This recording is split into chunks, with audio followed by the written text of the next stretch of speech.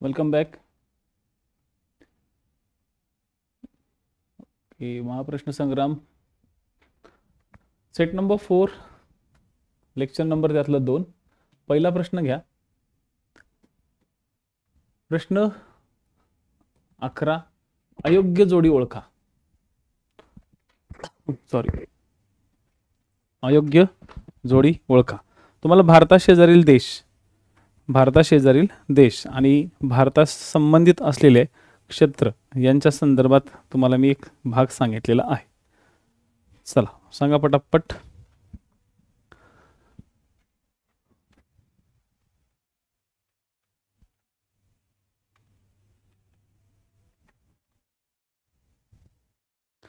कोणती जोडी जी आहे ही अयोग्य आहे?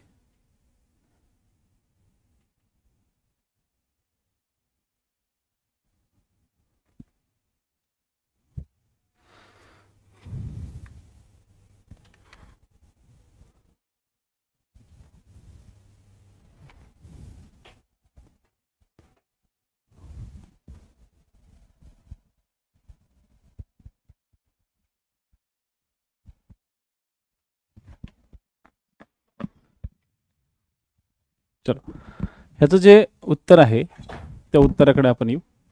सगळ्यात पहिले लक्षात ठेवा, हा जो रेफरन्स या ठिकाणी मी फोकस ठेवलेला आहे तो रेफरन्स आहे खुल्लर सरांच्या बुक्स पॉइंट ऑफ व्ह्यूनी. ठीक आहे, तर पहिला फोकस तर हा ठेवायचा आहे खुल्लर सरांच्या हिशोबानं की म्यानमार जो तुम्हाला दिलेला आहे, ठीक आहे, तो म्यानमार 9.59% हा बरोबर आहे. तुम्हाला आठवतं एक लेक्चर घेतलं होतं मी आता रिसेंटली, त्याच्यामध्ये पण तुम्हाला मी हा पॉईंट समजून सांगितला होता. आपलं मॅप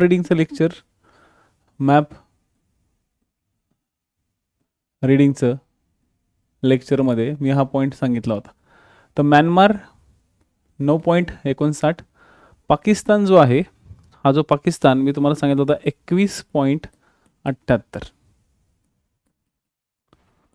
तुमच्या काही पुस्तकांमध्ये हा 22% वगैरे दिला असेल, पण तो ॲक्च्युली 21.78 आहे. ठीक आहे.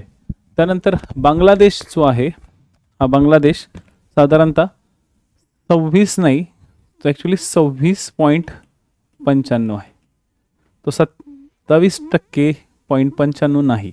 बांगलादेश किती आहे? 26.95. आणि जो भूतान आहे तो भूतान हा 3.86 आहे. किती आहे? 3.86. हा नाही आहे. याच्यामुळं तुम्हाला विचारलं अयोग्य जोडी ओळखा, तर याचं आन्सर येईल आन्सर नंबर 2. ब क ड हे अयोग्य आहेत. ठीक आहे, किती आहेत? ब क ड. तर मी तुम्हाला हे लास्ट टाइम समजून सांगितलं होतं की पाकिस्तान, बांगलादेश, भूतान हा भाग. आपलं लेक्चर हे फक्त सध्या ॲपवरतीच आहे, त्यामुळे पटापट उत्तर ॲपवाले विद्यार्थ्यांनी द्यावे. ठीक आहे.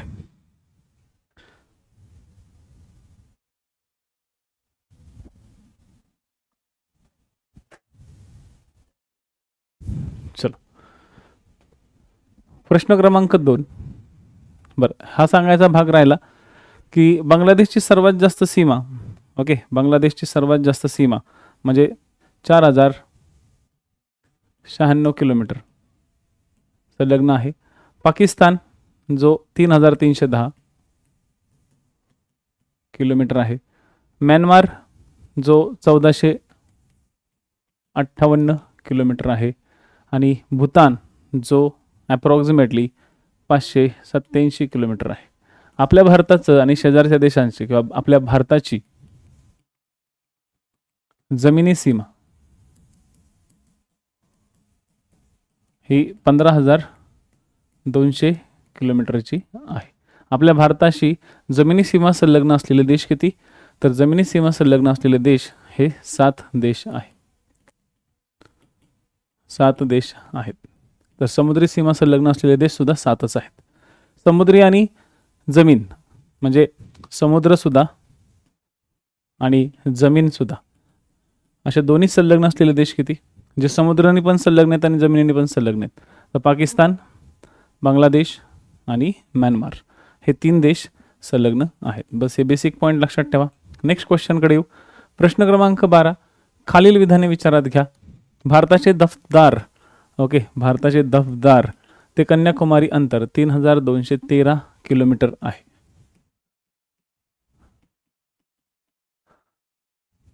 उत्तर दक्षिण अंतर यावरती तुम्हाला क्वेश्चन या ठिकाणी विचारलेला आहे. उत्तर ते दक्षिण जे अंतर आहे, ठीक आहे, उत्तर ते दक्षिण अंतर आहे 3213 किलोमीटर आहे. तर भारताचे घुवरमोटा ते किबिथू हे जे अंतर आहे ते 2935 किलोमीटर आहे. भारताचे उत्तर दक्षिण आणि पूर्व पश्चिम यांच्यामध्ये साधारणतः 29 डिग्रीचा फरक आहे. ओके, आणि पर्यायी उत्तर तुम्हाला दिलेले आहेत. फक्त ब आणि क योग्य, फक्त अयोग्य, फक्त क योग्य की फक्त अ आणि क योग्य. उत्तर द्या. काय उत्तर? म्हणजे आपल्याला इथं भारताचा उत्तर दक्षिण, भारताचा पूर्व पश्चिम हा विस्तार बघायचा आहे. हा संकल्पनाचा भाग पूर्व पश्चिम आणि उत्तर दक्षिण या भागात आहे. तर एक गोष्ट लक्षात ठेवा, आपल्या भारताचा उत्तर दक्षिण आणि पूर्व पश्चिम जो विस्तार आहे तो या भागामध्ये विचारला गेलेला आहे. ठीक आहे, तो भाग यामध्ये विचारलेला गेलेला आहे. आता पहिली गोष्ट तर लक्षात ठेवा, भारताचा जो विस्तार आहे तो 8 डिग्री नॉर्थपासून 37 डिग्री नॉर्थपर्यंत आहे. म्हणजे उत्तरेकडून दक्षिणेकडचा जो अक्षवृत्तीय विस्तार आहे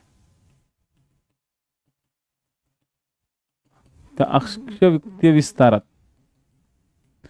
29 डिग्रीचा फरक आहे.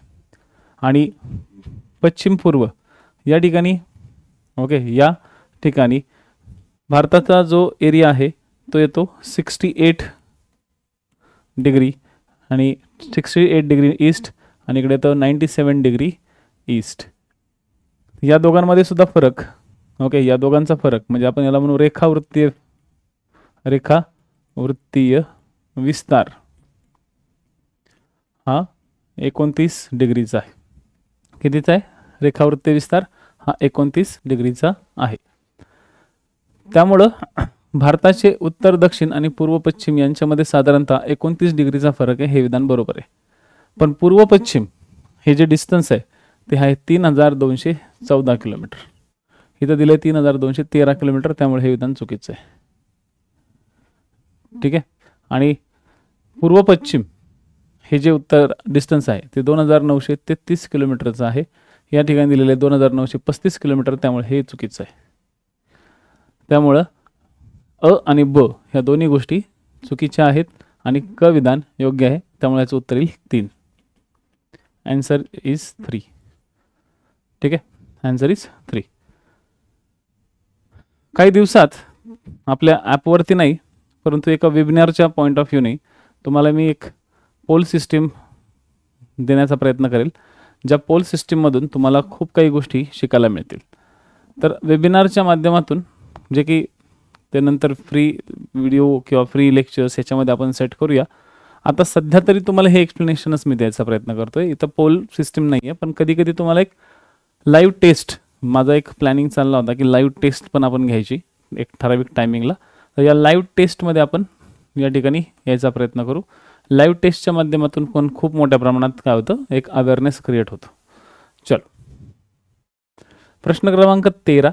भारतातील किती राज्यांच्या सीमा बांगलादेशशी संलग्न आहे? इमॅजिन करा.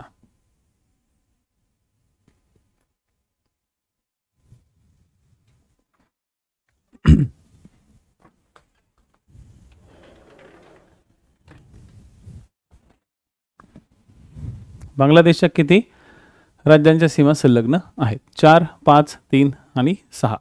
सिंपल उत्तर आहे. ठीक आहे, काय आहे ते एकदम सिंपल उत्तर येतं. जस्ट 1 मिनिट द्या मला.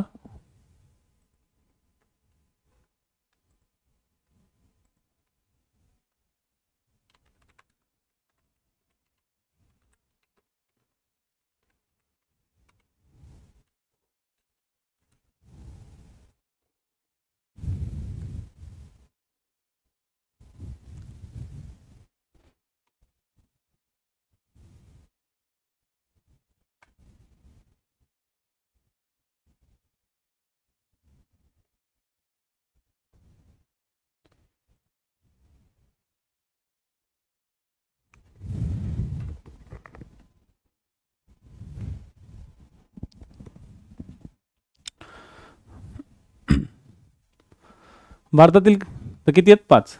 सपोज बांगलादेश या ठिकाणी आहे, ठीक आहे, हा एक बांगलादेश, या ठिकाणी वेस्ट बेंगॉल आहे, या ठिकाणी आसाम, ओके, त्या ठिकाणी मेघालय, त्यानंतर त्रिपुरा आणि मिझोरम. किती आहेत? 5. Very good. नेक्स्ट प्रश्न क्रमांक 14. खालील विधाने विचारात घ्या. भारताच्या दक्षिणेकडील सर्वात लहान दिवस आणि व सर्वात मोठा दिवस याच्यातील फरक 40 मिनिटाचा आहे. किती मिनिटाचा? तर 40 मिनिटाचा फरक पडतो. ठीक आहे, किती मिनिटाचा पडतो? 40 मिनिटाचा पडतो. तर भारतातून गेलेल्या कर्कवृत्ताच्या दक्षिणेकडील क्षेत्रफळाच्या तुलनेत उत्तरेकडील क्षेत्रफळ दुप्पट आहे. विचार करा आणि त्यानुसार योग्य आणि बरोबर म्हणजे बरोबर आणि चूक असलेलं विधान ओळखा. तुम्हाला काय विचारले? आपला भारताचं इमॅजिन करायचं आहे.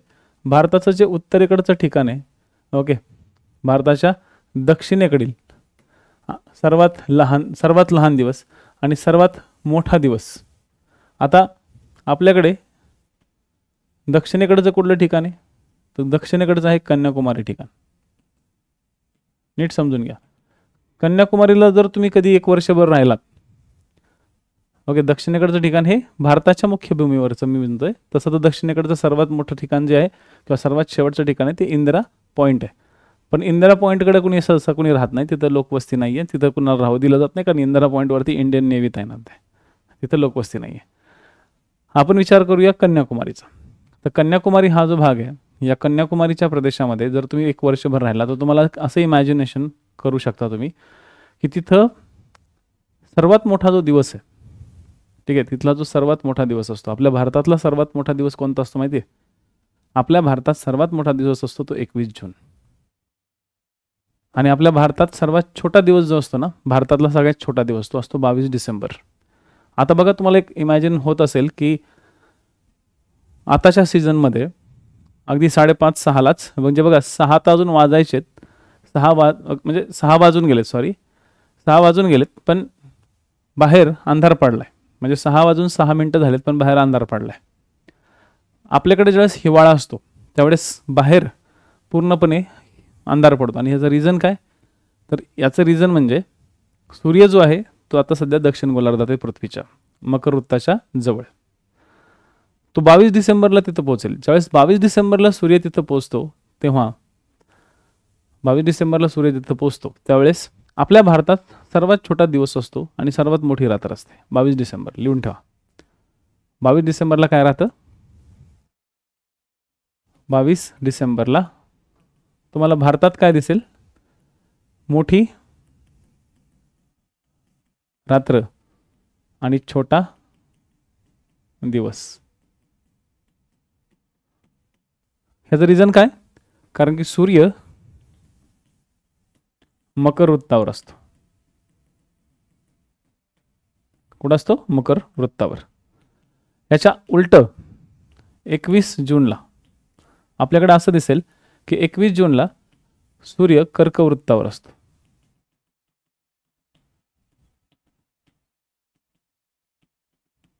सूर्य कुठं असतो रे पोरांनो? कर्कवृत्तावर असतो. आणि कर्कवृत्तावर असल्यामुळे आपल्या भारतात 21 जून या दिवशी मोठा दिवस आणि छोटी रात्र असते. आता तुम्हाला प्रश्नात काय विचारले? भारताच्या दक्षिणेकडील सर्वात लहान दिवस. म्हणजे आपण इमॅजिन करू कन्याकुमारीचा. तर कन्याकुमारीमध्ये 22 डिसेंबरला कन्याकुमारीमध्ये 22 डिसेंबर आणि 21 जून या 2 दिवसांचं जर आपण तुलना केली तर 22 डिसेंबरला जो दिवस मावळतो तो कधी मावळतो? 22 डिसेंबरला या ठिकाणचा जो दिवस आहे तो सपोज 6 वाजता मावळला. म्हणजे 22 डिसेंबरला कन्याकुमारीला 6 वाजता रात्र झाली, दिवस संपला. लक्षात घ्या मी काय म्हणतोय. 22 डिसेंबरला या ठिकाणचा दिवस संपला, 6 वाजता रात्र पडली. पण जर तुम्ही 21 जूनला जर तिथं असाल कन्याकुमारीत, तुम्हाला असं दिसेल की 21 जूनला कन्याकुमारीला 6 वाजून 45 मिनिटांनी रात्री दिवस मावळतो. मग 6 ते 6:45 या दोघांमधला फरक किती आहे? आपल्याकडे पण होतं की नाही, मला खरं सांगा. उन्हाळ्यामध्ये 7 वाजता आपल्याकडं दिवस मावळतो आणि आता हिवाळ्यात बघा, आता 6 वाजताच दिवस आपला मावळतो. तसं आपल्या देशात, आपल्या महाराष्ट्रात सुद्धा हा जो फरक आहे हा जवळपास 1.25 ते 1.5 तासाचा आहे. 1.25 ते 1.5 तासाचा फरक आपल्या महाराष्ट्रात सुद्धा दिसतो की नाही? कधी इमॅजिन केलं की बाबा हां, आपण बोलतो बघा की हिवाळ्यामध्ये लवकर रात्र पडते, हिवाळ्यात दिवस छोटा असतो, हिवाळ्यात 6 वाजताच रात्र होते, पण उन्हाळ्यामध्ये 6:15 वाजले तरी बाहेर दिसत असतं. म्हणजे आपल्या महाराष्ट्रात एका वर्षात दिवसातला जो फरक आहे तो 1.25 तासाचा आहे. पण कन्याकुमारीला जो फरक आहे तो 40 मिनिटाचा नसून तो 45 मिनिटाचा आहे. त्यामुळं अविधान चुकीचं आहे. समजलं? हे एकदम सोप्या भाषेत मी समजून सांगायचा प्रयत्न केलेला आहे. हेच जर तुम्ही लडाखला गेले, आता इन केस तुमच्यापैकी काही लोक, आता मी रायडर आहे, रायडर म्हणजे मी गाडीवर फिरतो, समजा लडाखला गेलो, लडाखला गेलो, लडाखमध्ये जर मी 22 डिसेंबरला जर तिथं थांबलो, तर तुम्हाला माहिती आहे का, लडाखमध्ये 22 डिसेंबरला जर थांबलो, ठीक आहे, 22 डिसेंबरला आणि 21 जूनला मी जर त्या ठिकाणी थांबलो, तर इंटरेस्टिंग गोष्ट समजून घ्या. 21 जूनला लडाखमध्ये रात्र त्या ठिकाणी होते 6 वाजता. ठीक आहे, 21 जूनला तिथं रात्र किती होते? 6 जूनच्या काळात, सॉरी 6 वाजता. किती वाजता होते? 6 वाजता. पण 22 डिसेंबरला त्या ठिकाणी रात्र होते दुपारी 2:30 वाजता, दुपारी 2 किंवा 2:30 वाजता. हे इंटरेस्टिंग गोष्ट आहे. इथं रात्र 2 वाजताच व्हायला लागते, 2 वाजता त्या ठिकाणी सूर्य मावळतो. ही इंटरेस्टिंग गोष्ट आहे. म्हणजे जसं इथं 40 मिनिटाचा फरक होता, 45 मिनिटाचा फरक होता, आपल्या महाराष्ट्रामध्ये 1.5 तासाचा फरक किंवा 1.25 तासाचा फरक, तसं लडाखमध्ये, भारतात जसं जसं तुम्ही वरती जाल तसं तसा ह्या दिवसातला फरक वाढत जातो आणि लडाखमध्ये हा फरक 4 तासाचा आहे. किती तासाचा आहे? 4 तासाचा. या गोष्टी आपल्याकडे माहिती असणं गरजेचं आहे. लडाखमध्ये किती आहे?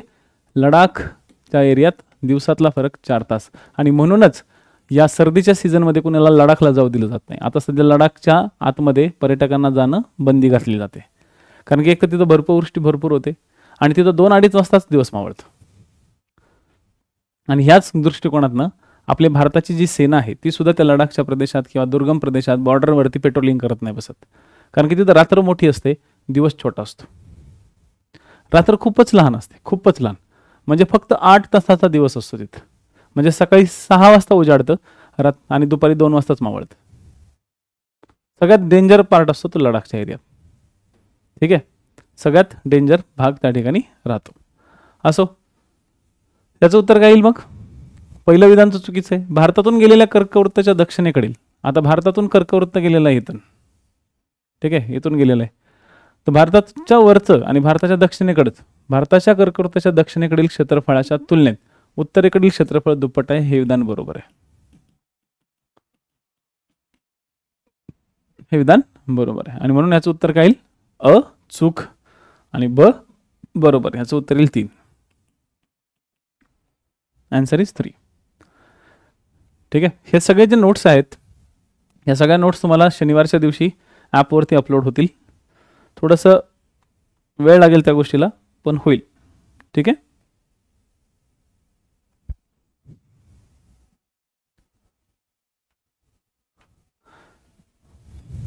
याचं उत्तर किती आहे?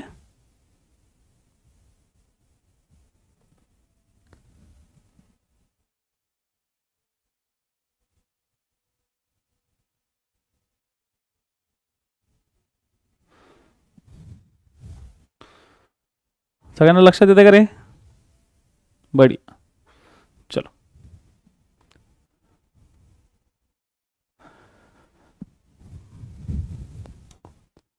प्रश्न क्रमांक 15, खालील विधाने विचारात घ्या. भारताच्या उत्तर पूर्व दिशेला अफगाणिस्तान आहे.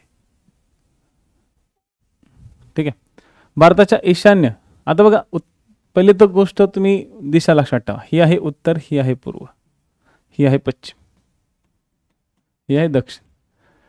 तर अफगाणिस्तान कोणत्या दिशेला आहे? अफगाणिस्तान इकडे, तर ही कुठली असेल? उत्तर पश्चिम. त्याच्यामुळे हे विधान चुकीचं आहे. भारताच्या ईशान्य किंवा उत्तर पूर्व दिशेला चीन, नेपाळ, भूतान आहे. म्हणजे भारताच्या ईशान्य दिशेला, इथं काय सांगितले, ईशान्य किंवा उत्तर पूर्व दिशेला चीन, नेपाळ, भूतान आहे. तर पहिली गोष्ट, हे सुद्धा विधान चुकीचं आहे. का? कारण की चीन, नेपाळ, भूतान हे उत्तर दिशेला आहेत, ईशान्य दिशेला नाही.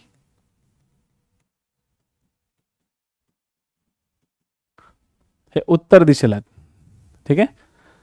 भारताच्या दक्षिण पूर्व दिशेला म्यानमार देश आहे.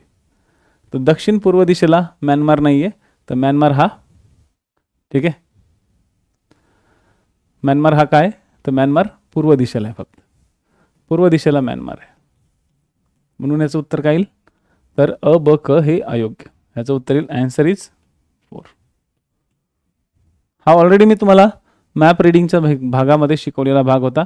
तर मॅप रिडिंगच्या पार्टमध्ये शिकवलेले जे क्वेश्चन्स आहेत, या क्वेश्चन्सचा एक पूर्ण ॲनालिसिस या ठिकाणी मी तुम्हाला देत आहे. प्रश्न क्रमांक 16. खालील विधाने विचारात घ्या. भारताचे जे क्षेत्रफळ आहे ते 32,86,263 चौरस किलोमीटर आहे. भारताने 15,200 किलोमीटरची भूसीमा संलग्न आहे. भारताची ओके 15,200 किलोमीटरची भूसीमा, आंतरराष्ट्रीय भूसीमा संलग्न आहे. इथं आंतरराष्ट्रीय पाहिजे होतं. भारताने सर्वात कमी सीमा भूतान, ओके, भारताची सर्वात कमी भूसीमा भूतानशी संलग्न आहे.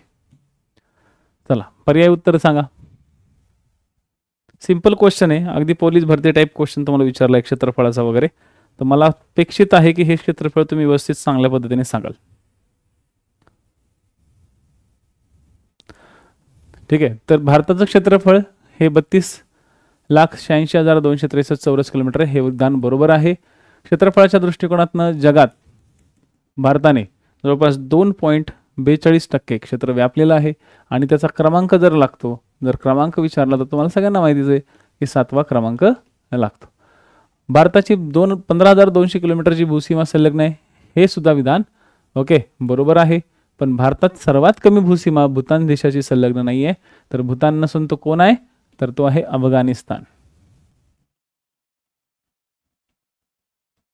ठीक आहे, कोण आहे, अफगाणिस्तान. ओनली 86 ते 85 किलोमीटरचाच भाग या ठिकाणी संलग्न आहे. त्यामुळे अ आणि ब विधान योग्य आहे आणि क विधान अयोग्य आहे. तर हे झाले तुमचे उत्तर. काही दिवसात तुम्हाला एक छोटासा सॉफ्टवेअर मी तुमच्यासाठी इंट्रोड्यूस करतोय. त्या सॉफ्टवेअरच्या माध्यमातून एक खूप छान सॉफ्टवेअर मी तयार केलेलं आहे आणि माझ्या टीमने तयार केलेला आहे. तर त्या सॉफ्टवेअरच्या माध्यमातून तुम्हाला एक वेगळा ॲप एक साधारणतः 1 डिसेंबरपासून लॉन्च केला जाईल. तो ॲप आपल्या MPSCसाठी नाही आहे. तो ॲप एकदा दुसऱ्या कंपनीबरोबर माझं पार्टनरशिप आणि बेसिसवरती तो ॲप सुरू केला जाईल. तर तो ॲप जरा वेगळ्या फंडासाठी आहे, पण त्याच्याद्वारे मी वेबिनार काही घेण्याचा प्रयत्न नक्की करेल. तर या वेबिनारला, ते फ्री वेबिनार्स असतील, तिथं काही तुम्हाला पेमेंट द्यायची गरज नसते. तर या फ्री वेबिनारला पुढे भविष्यामध्ये तुम्ही नक्की जॉईन करा. राज्यसेवा एक्झाम झाल्यानंतर आपण तो वेबिनारच्या बेसिक पॉईंट्स आपण लॉन्च करणार आहोत. उद्देश माझा हाच आहे की तुम्हाला तो सॉफ्टवेअर कसा वाटतोय, त्यात मी पण फ्रेंडली झालो पाहिजे, तुम्ही पण फ्रेंडली झाले पाहिजे. तर थोडंसं टेलिग्रामच्या चॅनलवरती अपडेट राहा, ठीक आहे. किंवा जर नवीन टेलिग्राम चॅनल त्या वेबिनारसाठी मी सेट केला तर त्या चॅनलवरती पुढे जाऊन भविष्यात तिथे या, तिथं सगळ्या गोष्टी तुम्हाला त्या ठिकाणी समजून सांगितल्या जातील. ठीक आहे. चलो प्रश्न क्रमांक 17. योग्य जोड्या जुळवा.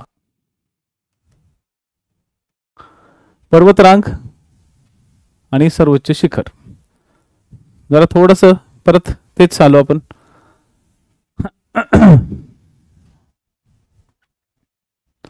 Rocky, Andes, Alps, ॲपलेशियन.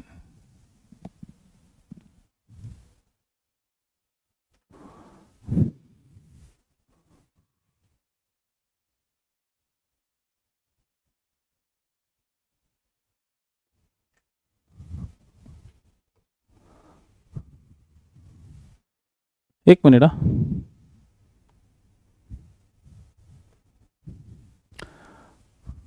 अरे सॉरी इथं 87 पाहिजे होतं. ओके, हे पण विधान चुकीचं आहे. ठीक आहे, हे विधान चुकीचं आहे. अ आणि क हे दोन्ही चुकीचे आहेत. याचं उत्तर ओके, हे उत्तर 4 येईल. Answer is 4. Sorry. Thank you Archana.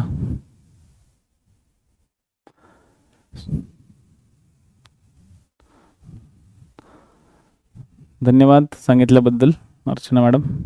चला उत्तर द्या. Rocky, Andes, Appalachian, Alps. Alps पर्वत कुठे आहे? तर आल्प्स पर्वत युरोपमध्ये आहे. अँडीज पर्वत कुठे आहे? तर अँडीज पर्वत हा दक्षिण अमेरिका खंडात आहे.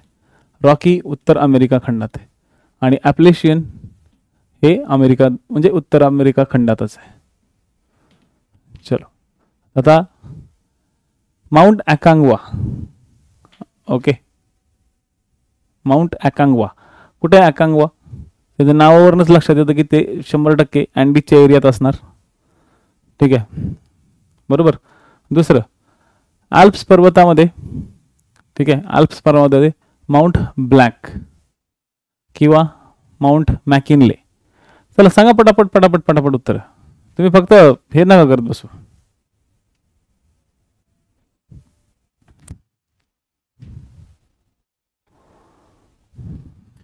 दिलं उत्तर?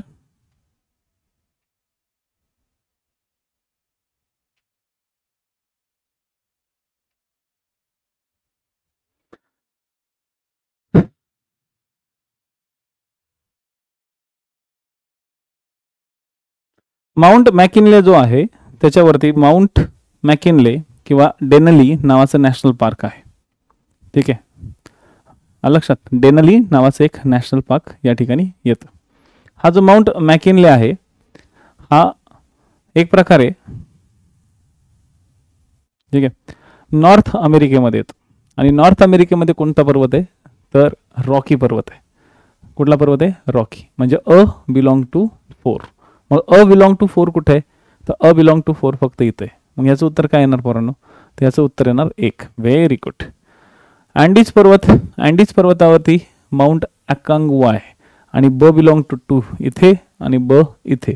परंतु 4 ऑप्शन आपल्याकडे जायचं नाहीये, त्यामुळे ऑप्शन आपल्याला इथंच क्लिअर झाले. ॲप्लेशियन पर्वतरांगावरती माउंट मिचेल आहे. ठीक आहे, आणि आल्प्स पर्वतावरती माउंट ब्लॅक आहे.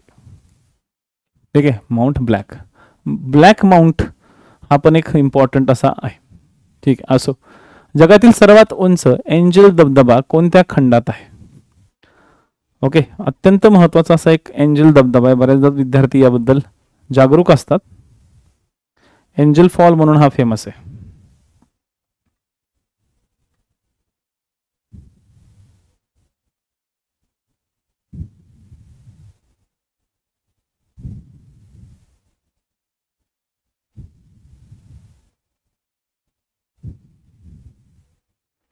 एंजल फॉल 979 मीटर म्हणजे जवळपास 1 किलोमीटरचा उंचीचा आहे. 979 मीटर हाईटचा असलेला हा एंजल फॉल हा वॉटरफॉल व्हेनेझुएला नावाच्या देशामध्ये आहे. ठीक आहे, व्हेनेझुएला नावाच्या देशामध्ये आहे. ठीक आहे, जो की उयान टेपोई नावाच्या डोंगरावर आहे. उयान टेपोई नावाचा डोंगर आहे. या डोंगरावरून तो खाली पडतो. ठीक आहे, व्हेनेझुएला हा देश आहे. याची हाईट 900 किती तर 79 मीटर आहे. ठीक आहे, लक्षात. ठीक आहे, इथं जे कॅनैमा नावाचं एक नॅशनल पार्क आहे. ठीक आहे, कॅनैमा नावाचा एक नॅशनल पार्क आहे, जे की national park United world heritage site आहे. युनेस्कोची ही वर्ल्ड हेरिटेज साईट आहे. ठीक आहे, चलो, खूप इम्पॉर्टंट आहे. ठीक आहे, आणि हा चुरून नावाच्या, ओके, चुरून नावाची जी रिव्हर आहे. ठीक आहे, चुरून नावाची रिव्हर म्हणजे हा धबधबा आहे ना. धबधबा ज्यावेळेस खाली पडतो त्यावेळेस एक नदी तयार होते. डोंगरांमधून तो येतो एकदम खाली पडतो. तर ही जी चुरून नावाची नदी या ठिकाणी तयार होते. जी चुरून नावाची नदी पुढे, ठीक आहे, काराओ नावाच्या नदीमध्ये बदलते. आणि ओरिनको नावाच्या नद्या हे उतरतात. एवढं नका लक्षात ठेवू, चुरून नावाची नदी लक्षात ठेवा फक्त. एंजलमधून चुरून तयार होते. हे राज्यसेवेच्या पॉईंट ऑफ व्ह्यूने तुम्हाला या ठिकाणी थोडंसं सांगतोय. हां, आन्सर हेच. आता व्हेनेझुएला कुठल्या देशात आहे, तर दक्षिण अमेरिका. ठीक आहे ना, दक्षिण अमेरिका. ओके, चलो पुढचा भाग. उरल पर्वताच्या पूर्वेकडे पसरलेला जगातील सर्वात मोठा दलदलीचा प्रदेश म्हणून या मैदानाला ओळखलं जातं. आता उरल पर्वत मी बऱ्याचदा सांगितलेलं आहे की युरोप आणि आशिया यांच्यातील एक महत्त्वाचा भाग. तर उरल पर्वत जो आहे याच्या पूर्वेकडे पसरलेला एक जगातील मोठा दलदलीचा प्रदेश. या मोठ्या दलदलीच्या प्रदेशाला कोणतं मैदान म्हणतात? चीनचे मैदान, टिग्रिस युक्रेटिसचं मैदान, सायबेरियाचे मैदान की आशियाचं मैदान?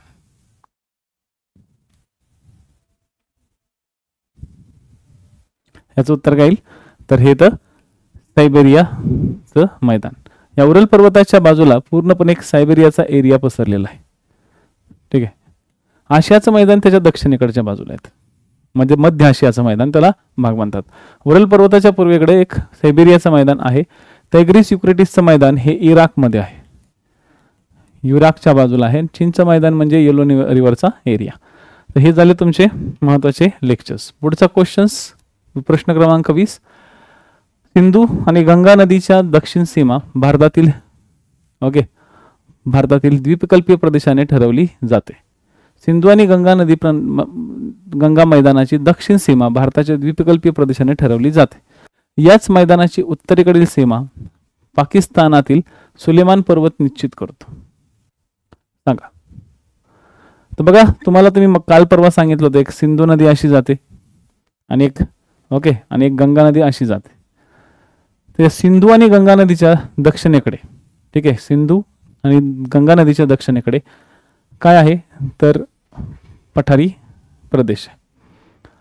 सिंधू नदीच्या आणि गंगा नदीच्या किंवा गंगा मैदानाच्या दक्षिणेकडच्या ज्या सीमा आहेत या भारतीय द्वीपकल्पीय प्रदेशाने ठरवली जाते. म्हणजे ही सिंधू नदी शेवटी भारतीय द्वीपकल्पाच्या या बाजूला जाऊन मिळते. ठीक आहे. पण सिंधू नदीने इथं मोठं मैदान तयार केलंय, गंगा नदीने सुद्धा या ठिकाणी मोठं मैदान केलंय आणि याच्या दक्षिणेकडे काय आहे, तर भारतीय द्वीपकल्प आहे. दोघांच्याही दक्षिणेकडे भारतीय द्वीपकल्प आहे. या मैदानाची म्हणजे सिंधू पासून गंगाच्या जे काही मैदान आहे त्याची उत्तरेकडची सीमा सिंधूच्या, ठीक आहे, याच मैदानांची म्हणल्या इथं नांची पाहिजे होतं, गंगा आणि सिंधू याच्या उत्तरेकडची जी सीमा आहे ही पाकिस्तानातील सुलेमान पर्वताने निश्चित केलेली आहे का? नाही. सुलेमान पर्वत कुठे? इकडे. हा उत्तरेकडे आहे का? नाहीये. तर हा कुठे? वायव्येला आहे आणि तोही सिंधू नदीच्या बाजूला आहे. गंगा नदीचा ह्याचा संबंधच नाहीये सुलेमानचा. म्हणजे बविधान या ठिकाणी चुकीचं आहे, अविधान या ठिकाणी बरोबर आहे. तुम्ही जर असं म्हणाल असेल की नाही सर सिंधू नदी या बाजूला द्वीपकल्पीय भाग असा, तर भारताचा फक्त हा विचार करा की भारताचा जो काही द्वीपकल्पीय भाग आहे तो असा आहे. ठीक आहे. आणि त्याच्या या भागापासून या भागापर्यंत पूर्णपणे हा द्वीपकल्प आहे आणि इथं आणि इथं आणि सिंधू नदी इथं जाते हे विसरू नका. ठीक आहे. तर काय आहे याचं उत्तर? तर अविधान योग्य आहे. ठीक आहे, अविधान योग्य आहे. याचा आन्सर इथं 1. चलो, हे झाले तुमचे आजचे प्रश्न. बाकीचे प्रश्न आपण नंतर कव्हर अप करूया. राईट. उद्याच्या लेक्चर्समध्ये हे बाकीचे प्रश्न तुमचे होतील. उद्या तुमचे अप्रॉक्सिमेटली एक 10 ते 12 किंवा 15 प्रश्न आपण घ्यायचा प्रयत्न करू. तर हे झाले तुमचे लेक्चर्स. प्रश्नसंग्रामाच्या विद्यार्थ्यांना सांगेल की जे काही प्रश्नसंग्राम होत आहेत त्याचे लेक्चर्स आरामशीर बघा. टायमिंग थोडासा पुढं मागे ह्या सेटिंगच्यामुळे होत असतो. ठीक आहे. पण तरी पण 5, 7, 9, 11 हे लेक्चर्स तुमचे फिक्स राहतात. त्यासाठी या बॅचवरती कॉन्सन्ट्रेशन ठेवा. याचं नोटिफिकेशन लाईव्ह करण्यासाठी पहिले नोटिफिकेशन ऑन करून ठेवा ॲपमधून आणि टेलिग्राम चॅनल जॉईन करून ठेवा. ठीक आहे. चला, थँक्यू, बाय.